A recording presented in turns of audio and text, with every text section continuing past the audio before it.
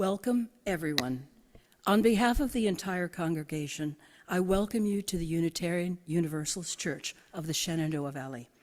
I am Sandra Henry Stalker, your worship associate for today's service. We gather together with our doubts as well as our convictions, with our fears and our hopes, with our failures and our aspirations, with our sorrows and our joys. Whether you are joining us today for the first time or you've been a member for many years, we are glad you are here. Whatever faiths you've known, if any, whatever your background, whoever you are, whomever you love, however you arrived here, you are welcome. And now for the opening words from Suzanne Meyer. We come together today not because we expect to find answers here, but rather because we expect to be encouraged in our questioning. We come together today not because we are certain of our own righteousness, but because we are continually searching for the right, the good, the uplifting. We come together today not because we seek absolution for our sins and failures, but rather because we acknowledge our imperfections and seek courage to make amends for those failures to ourselves and to others. We come together today not because we need to be told what to believe and how to act, but rather because we need each other's encouragement to act according to our own beliefs. We come together today not because we believe that holiness exists within these walls alone, but rather to have our hearts and minds directed to the holiness and wholeness in the world. For all of these reasons, we come together today. Now, as Alice Irvin comes forward to light the chalice, say the words of the chalice lighting with me. In the light of truth and the warmth of love, we gather to seek, to sustain, to share. Now we have a lighting issue.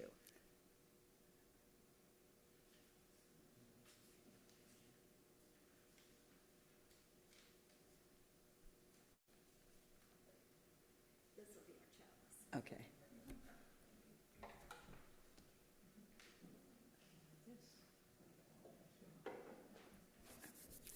And now join me in reciting our covenant.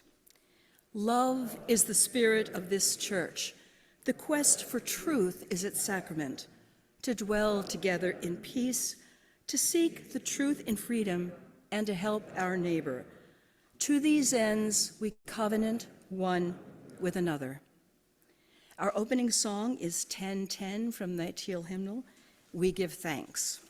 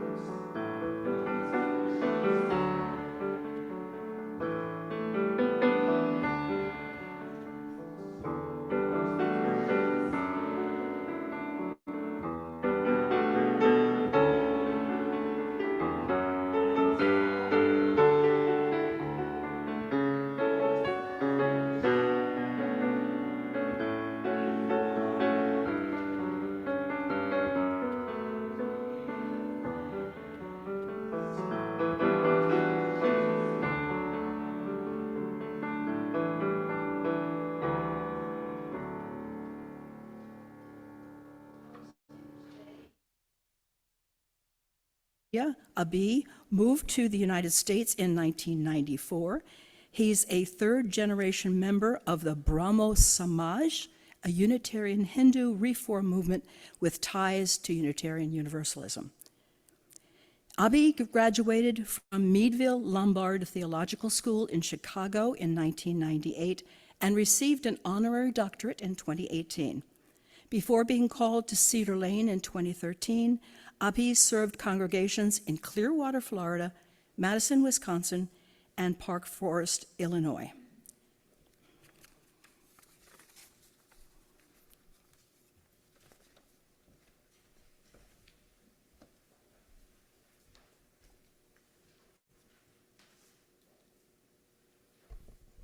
Thank you, Sandra. Good morning, everyone. It's a joy to be with you this morning, worshiping, and I'm delighted that so many of you showed up in person and online. That's particularly affirming when you have a guest speaker and people show up because you want to be at church and not reading ahead on who's doing what. So, thank you. I invite us now to center ourselves for a few moments, bringing our mind, body, and spirit into this space, made sacred by our presence and the presence of the Holy, in which we live, move, breathe, and have our being. And if you feel comfortable doing so, I invite you to close your eyes and settle into your space. Get comfortable in the space that you occupy here or at home. Place your feet on the floor, if your feet reach the floor, or settle in to a position that allows you and your spirit to come into easy alignment with your breathing. And let us go deeper within to that space of silence and honesty, courage and compassion. Amid all the noise in our lives, we take these moments to sit in silence, to give thanks for another day, to give thanks for all those in our lives who have brought us warmth and love, to give thanks for this religious community that nurtures our spirits and impels us to be out in the world doing the work of justice and peace, to give thanks for the gift of life. As we enter into a spirit of reflection and meditation, from many places and conditions of the Spirit, we come today seeking a center for our lives, a sense of wholeness. From dry places where words and knowledge seem broken into brittle fragments that do not cohere, from overfilled places where information abounds, but there is no real understanding, from hard places where feelings are dulled and lonely, hollow places where meanings seem empty. We gather and arrive here in this time, in this space, to be emptied and filled with the Spirit that flows in and among us and throughout the world. So let us empty ourselves of the clatter and confusion, the information we thought was all sufficient. Let us quiet our minds, center our spirits, ground our being, and enable each other to find that power that already lies within us. The power for love, for creativity, for hope, for service. let us open ourselves to the possibilities of love and sustenance that already surround and uphold us.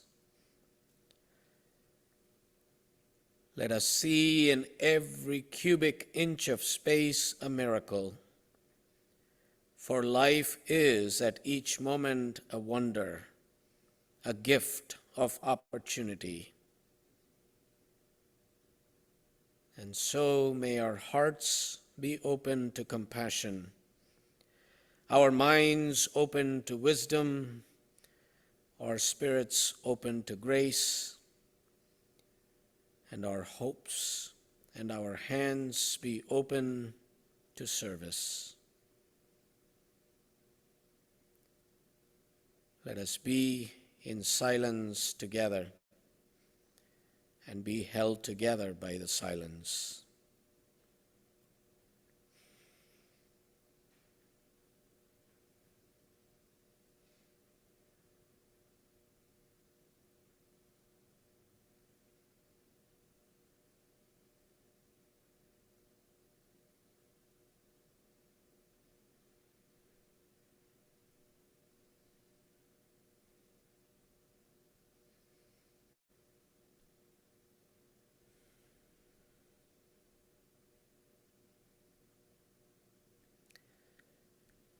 In the name of all that is holy and life-affirming and life-sustaining, we say Shalom, Salam, Om Shanti, Arigato, Amen, blessed be. May it be so. Please rise in body or in spirit to sing hymn number 352, Find a Stillness, in your gray hymnal.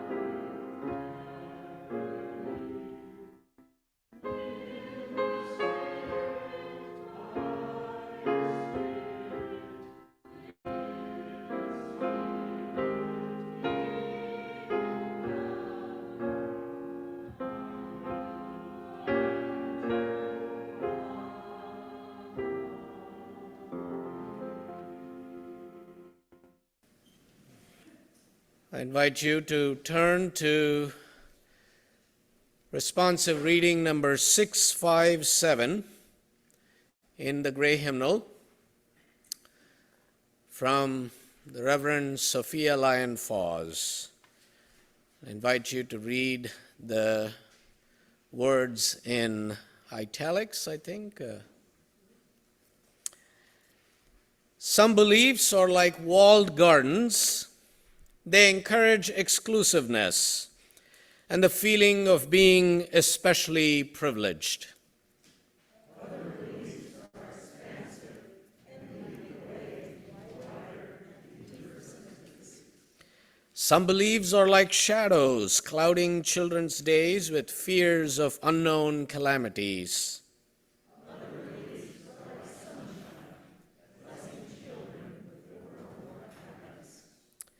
Some beliefs are divisive, separating the saved from the unsaved, friends from enemies.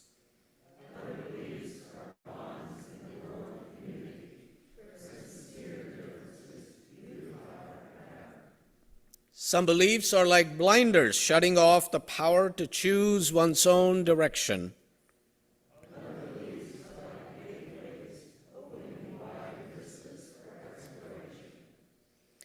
Some beliefs weaken a person's selfhood. They blight the growth of resourcefulness.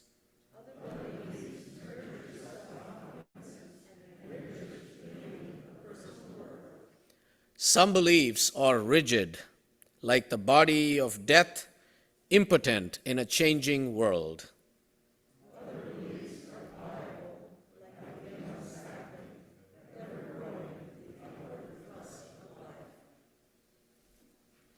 Thank you.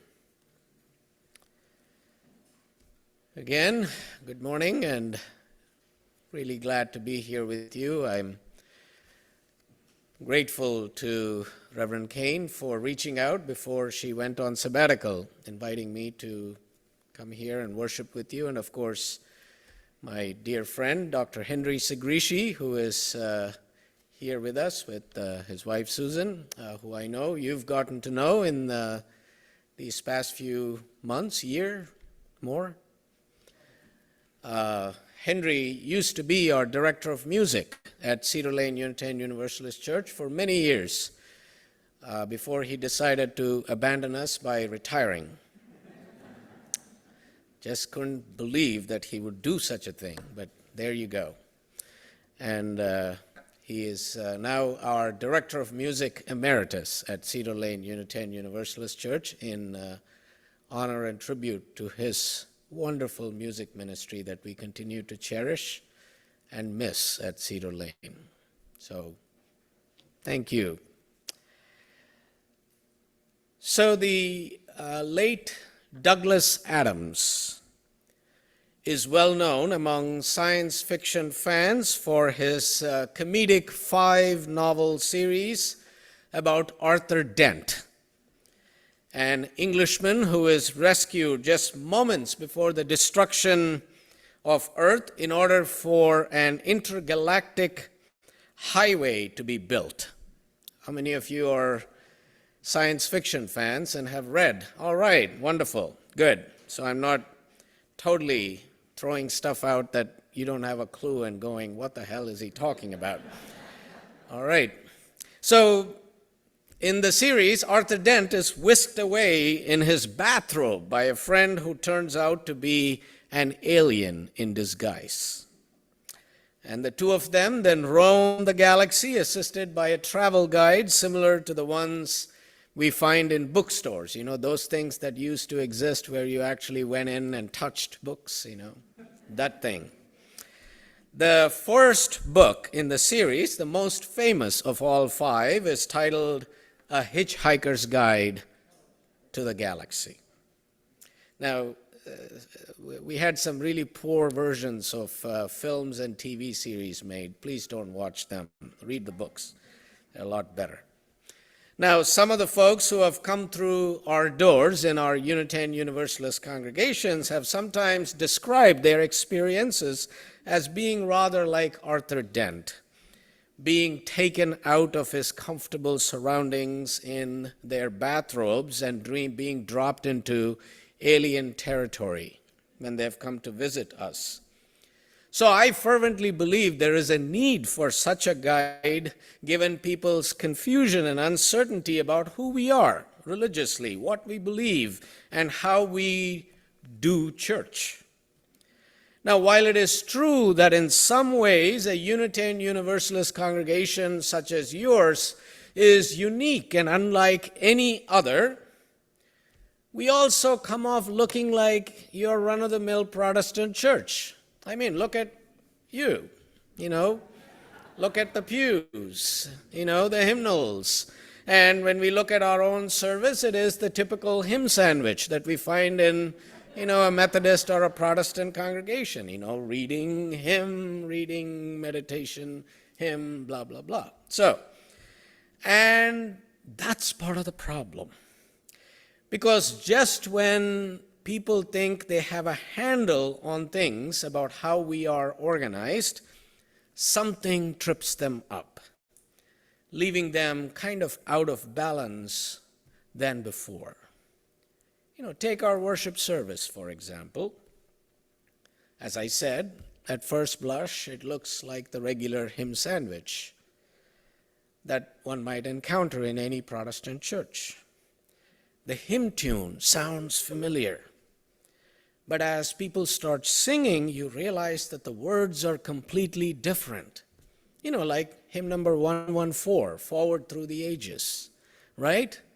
You start belting out Onward Christian Soldiers, and then you realize, geez, these words are completely different. So what do? You read ahead to learn the new words. And then, of course, by now you're completely out of sync. And then you notice something peculiar, that your neighbors sitting or standing right next to you are doing the same. And that's when you find out that Unitarian Universalists are actually people who like to read ahead to see if they agree with the words in the hymn or not.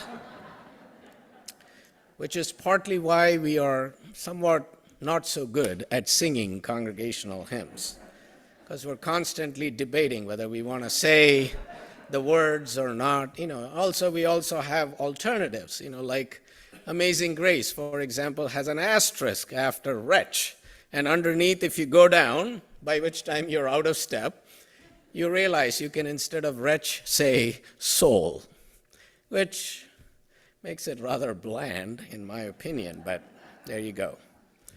And then you're completely not sure about this religion when you see people lining up reverentially after service in the lobby or in the social hall in front of the coffee pot. Of course, today, unfortunately, thanks to the rise in cases, we're not going to have coffee. So if you're visiting the congregation, you're not going to be treated to this particular ritual that is so important for us, the communion in front of the coffee pot. And, when Henry was at Cedar Lane, he taught us a wonderful communion song around the coffee pot. Remember that, Henry? To, Ode to Joy, where we would sing, coffee, coffee, we adore thee, Java, glory, Java, love, brains awake like flowers before thee, raise our monks to God above. Have you heard that one? Yeah, you should. Just kidding. See, you sure you wanted me here? Anyway, so to address some of these issues and confusions, I thought I would show up today to share some reflections on who we are, what we're about, and how we seek to live our Unitarian Universalist faith. Because after all, we are a religious community. Even if we don't dot all the I's and cross all the T's of what a traditional religion might look like, feel like, sound like, we are a religion, and we are a religious community. We're not a country club, even if we love socializing. We're not a lecture hall, even if you do hear intellectually stimulating messages from time to time. We're not a concert hall either, even if we hear beautiful music. We are more than that. And we're not an activist organization, even though we do show up for justice. We are a religious community that is grounded in a very rich tradition and heritage, and is grounded in values and convictions coming out of that heritage that continue to inspire us, motivate us, challenge us, and impel us in order to be engaged in nurturing our spirits and to do the work of healing this beautiful and broken world of ours.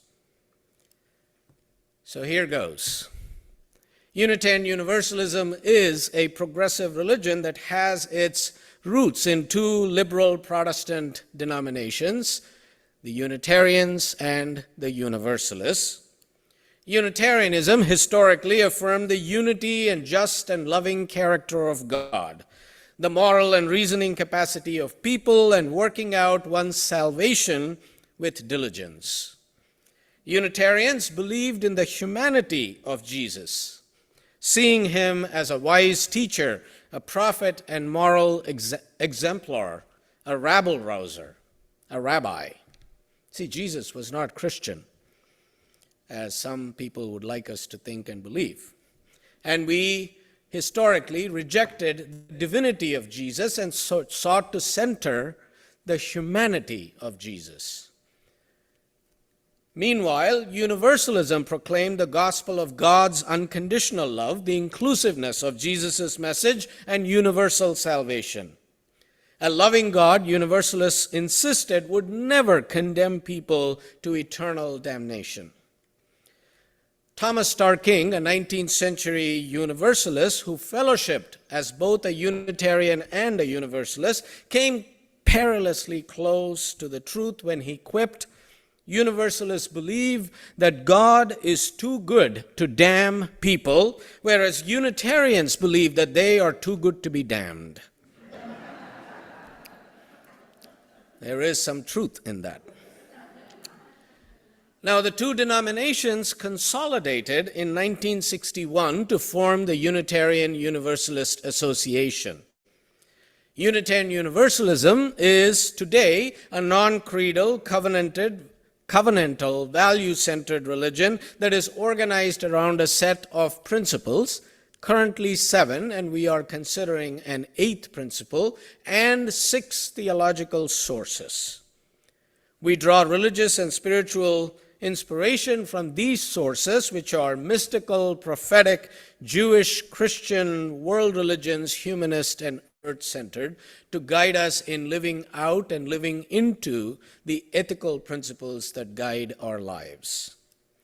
Now, despite our theological diversity that respects the individual search for truth and meaning and the integrity of the individual perspective, we do share some values and convictions in common.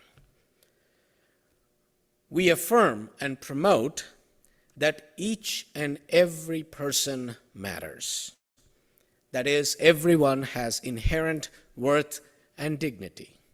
This morning, when Sandra welcomed everyone, she said, "Whoever you are, whomever you love, wherever you are on life's journey, however you arrived this morning, you are welcome here." That is an affirmation of our first principle. No exceptions. All people on earth, we believe, have an equal claim to life, liberty, and justice. We affirm and promote freedom of thought and expression. All individuals should be encouraged to develop a personal theology and spiritual practice to openly present their religious opinions and beliefs without fear of censure or reprisal. We affirm and promote the authority of reason and conscience and a free, responsible, and disciplined search for truth and meaning. And from this place, we dare to doubt, to question. We wonder and investigate. We ask questions and seek to learn. Here we cultivate courage in our confusions, much more than our certainties. We affirm and promote life. Our faith calls us to say yes to life and to live it fully, despite the challenges and the tragedies and the tribulations that life brings. It provides us with the tools to take on the tensions and pressures of life. We are reminded that the problem we face is not to live without anxiety, but how to live with it. We accept the tensions that life brings because we see that they offer a challenge to creative and compassionate living. And we affirm and promote life before death. we are focused on the here and now of this world, on how to live, in the words of the poet, this one wild and precious life. Live it extraordinarily well.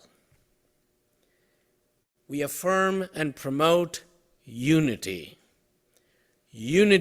of existence, a unity that affirms that there is no fundamental conflict between the sacred and the secular, faith and reason, since they all have their source in the same reality that affirms the unity of all life, all that exists, calls to us to come together and to share with one another, care for one another, struggle together to work out a more humane and sensible way of living, comfort each other in our sadness and in the face of death and loss, and live out with joy the underlying unity of all life.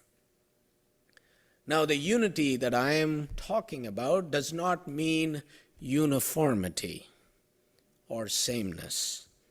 It is not unity in the sense of total erasure of personality. It is not unity in a totalitarian or fascist sense. Instead, it is a unity that recognizes that we are each different, shaped by different forces with different personal hopes, dreams, and fears. And our goal, our hope to the reality of these differences is that instead of being divided, we come together and learn from and grow from our diversity. That we are made richer and more whole by our unity in our diversity. And our goal is to become diverse without being divided. In other words, our goal is e pluribus unum, out of many, one. It's not only our national motto, but our faith's as well. And the challenge of seeking unity while respecting diversity has played a critical role in shaping not only our nation's history, our American culture, and our national character, but also our faith's history, our faith's character. But division, as we do see and recognize now, is a problem. There is a precarious balance between unity and diversity in our country today, socially, politically, and religiously. And to function well, we need to be one nation, indivisible, the United States. But as a nation, we must never blur the many religions, cultures, races, and ideologies that are a part of our society, nor must we stifle dissent or thoughtful criticism. Our strength lies in our pluralism. And that applies to our Unitarian Universalist faith as well. And this commitment to unity and diversity is what calls us to affirm and promote the interdependent web of all existence of which we are a part. That is, to care for creation and the earth. And when we recognize that everything is connected, we are inspired to be mindful of the effects of our actions. And it is this commitment to the interdependent web that guides us to affirm and promote justice, equity, and compassion, underscored in the Reverend Dr. Martin Luther King's famous letter from a Birmingham jail. We are caught in an inescapable network of mutuality, tied in a single garment of destiny. Whatever affects one directly affects all indirectly. Injustice anywhere is a threat to justice everywhere.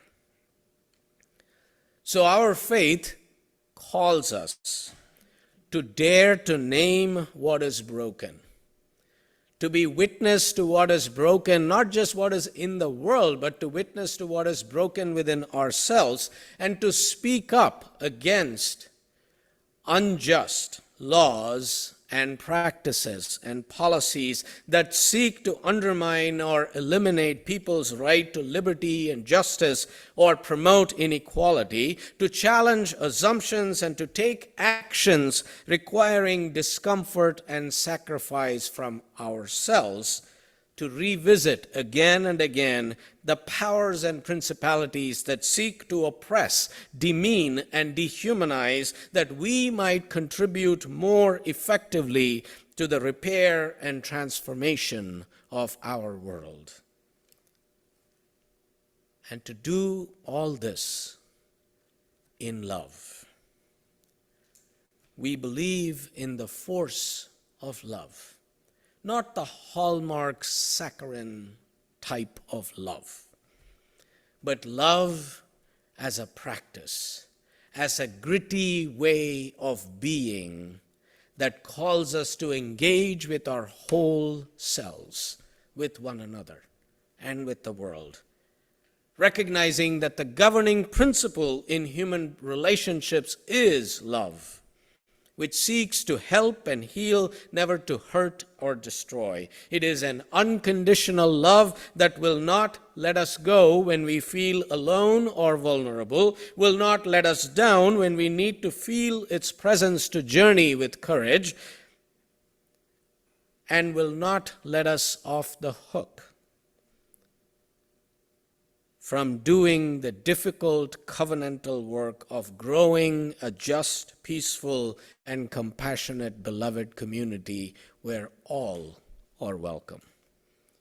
Ours is a faith grounded and built on love. The late Reverend Forrest Church provides a wonderful description and explanation of Unitarian Universalism through his Cathedral of the World metaphor. Church explains that our Unitarian heritage points to the existence of one light, one mystery, one interdependent web of existence of which we are a part. But that single light shines through countless windows, each of which reveals an important portion, but only a portion of the light. Our Universalist heritage affirms the dignity and worth of those different windows and urges us to open our minds and our hearts to the light and truth that each contains. So one light, Unitarianism, shining through many windows, Universalism, illuminating human minds and hearts in many different ways. So even if you forget everything that I said today, hold that thought. One light, many windows. In our congregations, we honor this truth by encouraging our members to reflect on the light through whatever set of windows they find most illuminating. We only require that this same freedom be accorded to others. And so why do we choose to join together rather than exercise our full freedom to believe what we will in the privacy of our homes on Sunday mornings? Simply because we are a relational faith.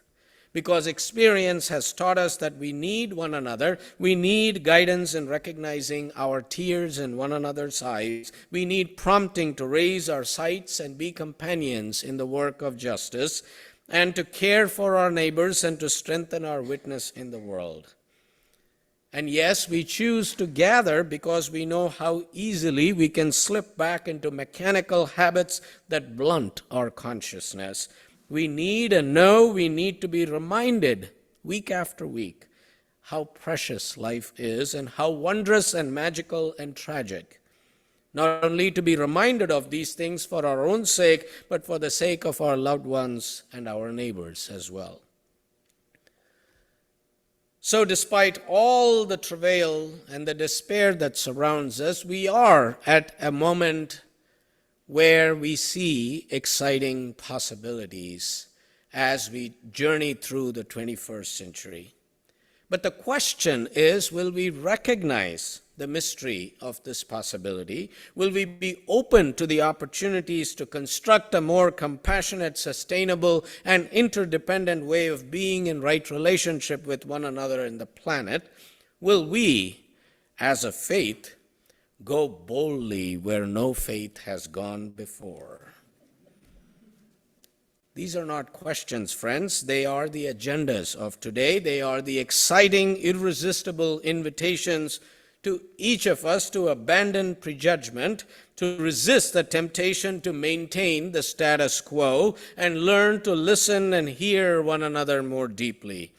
They are the program and the means for us to really live in to the vision and the possibility and the practice of our faith. And to that, my friends, I say, Amen. And the people say, Amen. May it be so.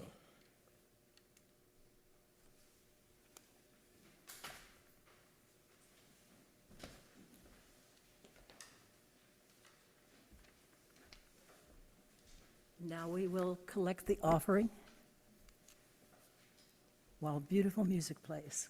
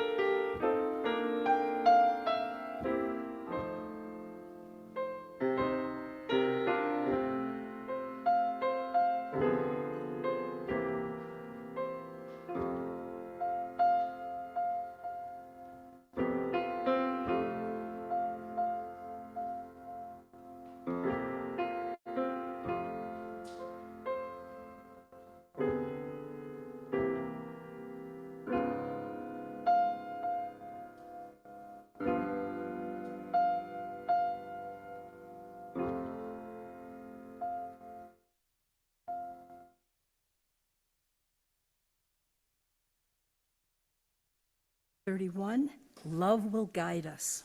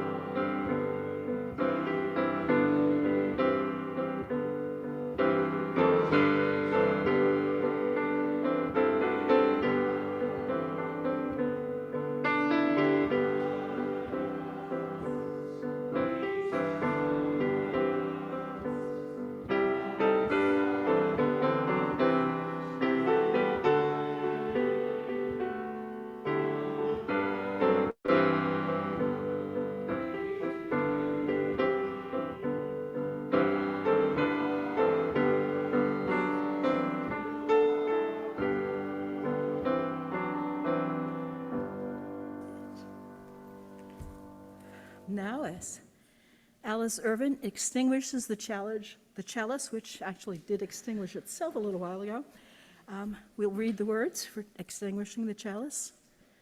We extinguish this flame, but not the light of truth, the warmth of our community, or the fire of commitment. These we carry in our hearts until we meet again.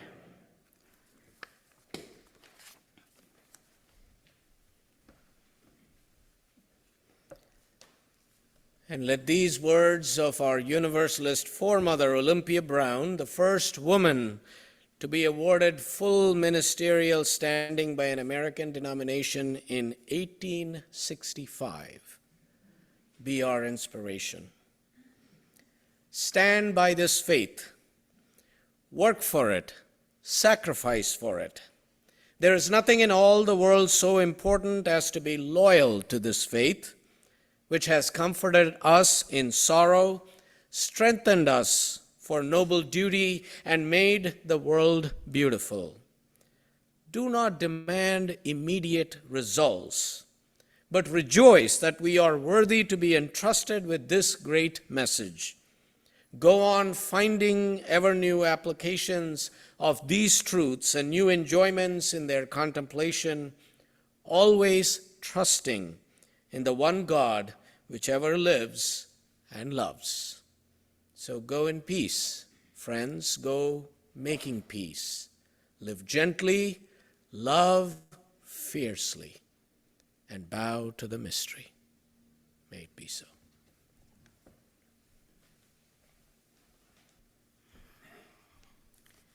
Well, thank you very much, Reverend Abby, for a wonderful presentation today.